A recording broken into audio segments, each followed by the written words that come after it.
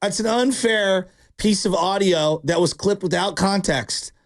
Look, are there times where I'm rooting against them because of the greater good of me rooting for them and wanting them to make changes that actually get us closer to a World Series? Yes. Okay? I know. I'm still laughing at me saying that's an unfair and it's out of context. Yeah, like every single one of our drops. Right. It's just unfair. No, it's not unfair. I love the Giants. I do. I love the Giants. And it pains me. You're rooting against them, though. At the time, you're rooting. Were you rooting against Chip Kelly at the end so we could have some change? No, I knew change was coming. I was rooting for a win. Well, yeah, I mean, come on. I don't think you needed to root against those Niners teams. Niner fans were actively rooting against Tom Sula and Chip Kelly.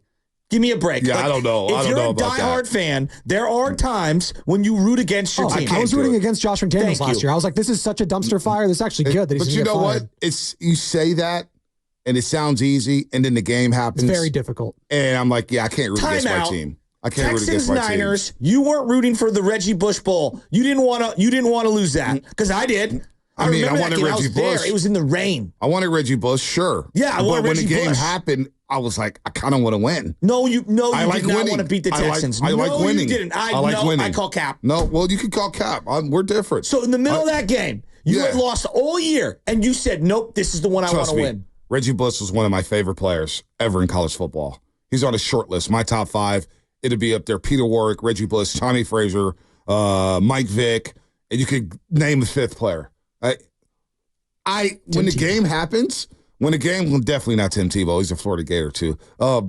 Maybe Ed Reed. He was sick in Miami. Yeah, he was. he was sick. Willis McGay, he's sick. And I hated those Miami teams. They were so loaded. But when the game actually happens and the ball gets kicked off, I have a hard time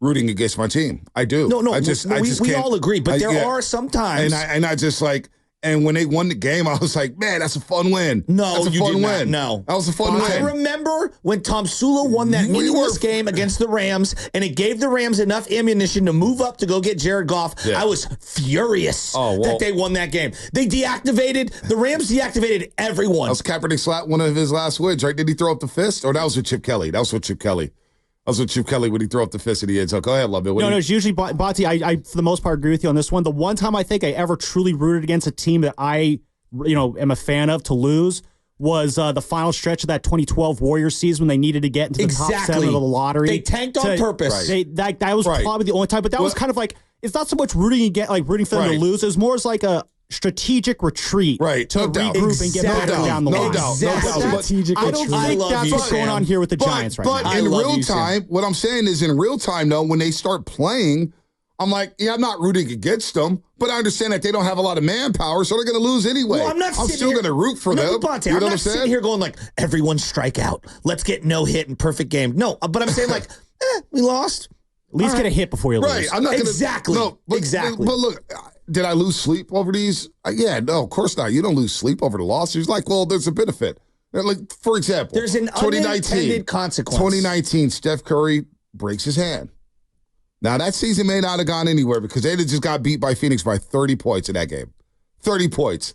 And the Phoenix Suns weren't the Phoenix Suns of today at that point. And it was this is James Wiseman? I was like, uh-oh. And this was even before James Wiseman.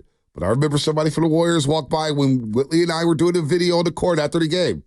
And they said, Bonte, this could be a blessing in disguise because we're not going nowhere anyway. Steph gets rest. We don't have Clay. Draymond's going to be in and out the lineup. Now you get a top pick. And what did you do? You get a number 2 pick of James Wiseman, even though it didn't work out. But in a situation like that, I get it. I'm not going to sugarcoat it. You can sit here and do a sugarcoat job. But listen, but once the ball's kicked off and once the ball's tipped off and once first pitch happens, it's just tough for me to like actively be like, oh, I'm going to root against the team. But after the game, you're like, all right, it's not the worst thing in the world, which leads me to saying this. It's not the worst thing in the world that the Giants are scuffling with the September schedule on the horizon. Because if they fall flat on their face in the month of September, and they probably will, well, then we're all going to get our wishes. Because I think 90% of this fan base wants Farhan out of here. You know what's harder to do? And then you're saying it's hard to root against my team. It's harder to root for Wade Meckler Jung-Hoo Lee, Trenton Brooks, Encarnacion, Dalton Jeffries, Spencer Bivens. Like, that's hard.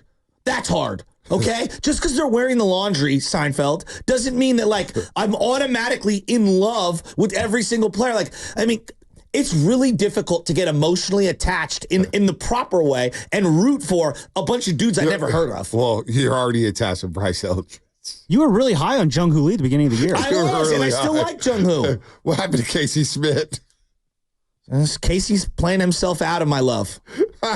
You know? I mean, you know. No, I'm not trying to get, but no, they signed Have you Jung-Hoo ever Lee heard to the her. Beatles? But no, listen, You say yes, I say no. Listen. That's my love affair with Casey Look, Schmidt. I guess Jung-Hoo Lee's easy to root for because he has swagger. He has swagger, I Fonte, guess. on a team with no heart, it felt like he was somebody that had a little something, or I guess heart's not the right word, a little spark. Well, I mean, they signed him, and I said, who? And people say Jung-Hoo Lee. I said, who? Who? And he had the song. What was it? What is he? The grandson of Wind? The godson of Wind? What? I don't even know his nickname. Well, because he was supposed to be fast, right? Well, his dad is the all-time nickname was the Son of the Wind. Yeah, Son and of his the Wind. dad's the all-time hit leader, Right. correct, for the Korean League? I believe so. KBO. Hits or stolen bases. Which a lot of people say the KBO is like AAA. So they give him $100 million. Well, then he fits right into this team. He's getting 7 this year, 16 next year, 23 the next 2 years after that.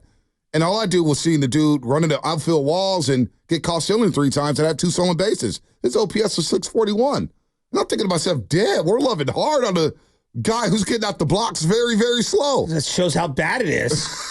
So, you know, hey, look, Giants fans were so quick to try and jump on that bandwagon. Well, dude, we're done because They're we're doing the dying. Jung-Hoo Lee chants at No, games. you know what? Like I'm they going were to defend Giants so fans. hungry. No, for let him me to defend. get- The most I'm exciting not thing that happened criticizing this Giants year. fans for it. I'm just saying, like, they were really excited to jump on the Jung-Hoo Lee bandwagon. I think it's totally okay. Yeah, I'm with you. Like, we were fired up to see Pablo Sandoval in the spring training games. were we? Yeah, I mean, but there's not a lot of connection.